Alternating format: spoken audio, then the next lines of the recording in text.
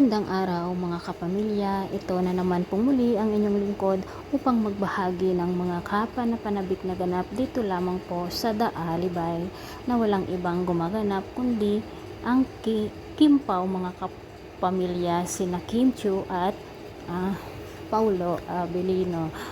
Pumayag nga po itong si Stella na sabihin dito sa mga pulis na magkasama sila nitong si Vincent kapalit ng 1 milyon dahil nga po kailangan ng maoperahan ang kanyang kapatid dito sa kanyang sakit at nangangailangan nga po siya ng 1/2 milyon. At dahil sa pangyayaring ito, malaking iskandalo nga po ang nangyari mga kapuso. At nang makipanayam nga si Stella dito sa mga pulis, ay talagang kinakabahan itong si Vincent. Ngunit gayon pa man ay naniwala naman itong mga pulis, pero patuloy pa rin ang pag-imbestiga nila at talaga nga pong si Vincent ang pumatay dito kay Walter mga kapuso.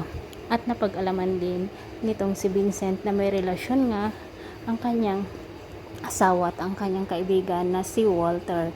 Samantala mga kapuso, sinabi nga nitong si Stella sa social media na boyfriend nga niya itong si Vincent at talagang napakalaking iskandalo ang pangyayaring ito at pinagsabihan nga ng mga magulang ni Vincent itong si Stella na bawiin niya ang kanyang sinabi dahil hindi niya kilala ang mga ito at hindi rin naman natakot itong si Stella mga kapamilya. At mga kapamilya, talagang napakatapang itong si Kim Chiu o si Stella at talagang ang ganda po ng susunod pang mga kabanata dito. Kailan kaya maitatago ni Vincent ang kanyang nagawang pagkakamali mga kapuso at hindi kaya mauusig ang kanyang konsensya?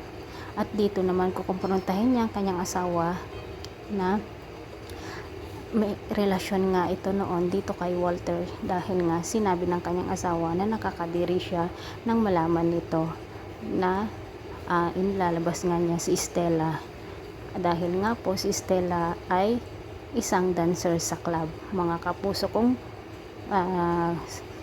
tawagin ay prostitute. Pakaabangan po natin ang bawat yugto dito lamang po sa The Alibay. Maraming salamat. Bye-bye.